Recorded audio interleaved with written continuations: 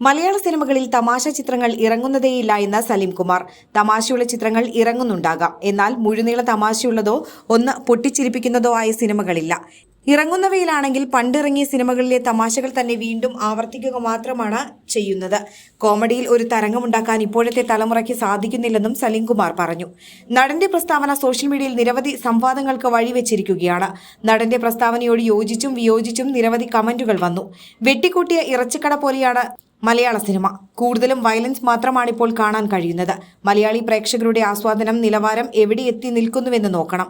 Cinema എന്ന് പറഞ്ഞാലേ violence ആണെന്ന അവസ്ഥ സലീം കുമാർ പറയുന്നു. സലീം കുമാർ ഉണ്ണി മുകുന്ദൻ ചിത്രം മാർക്കോയെ ഉദ്ദേശിച്ചാണ് പറഞ്ഞതെന്ന രീതിയിലും ചർച്ചകൾ നടക്കുന്നുണ്ട്. സലീം കുമാർ പറഞ്ഞത് അദ്ദേഹത്തിന്റെ മാത്രം അഭിപ്രായമാണെന്നും എല്ലാത്തരം സിനിമകളും ഇവിടെ ഉണ്ടാകണമെന്നും അദ്ദേഹത്തിന്റെ ചെറുപ്പകാലത്ത് തമാശ ചിത്രങ്ങളുടെ കുത്തൊഴുക്കായിരുന്നു. ഇപ്പോൾ എല്ലാത്തരം ജോണറുകളിലും സിനിമകൾ ഉണ്ടാകുന്നുണ്ടെന്നും ചിലർ അഭിപ്രായപ്പെട്ടു. കൊറിയയിൽ ഇത്തരം പരാതികൾ കേൾക്കില്ല, അതുകൊണ്ട് അവിടെ ആവിഷ്കാര സ്വാതന്ത്ര്യത്തിന് വിലയുണ്ടെന്നും വിലയിരുത്തലുകൾ.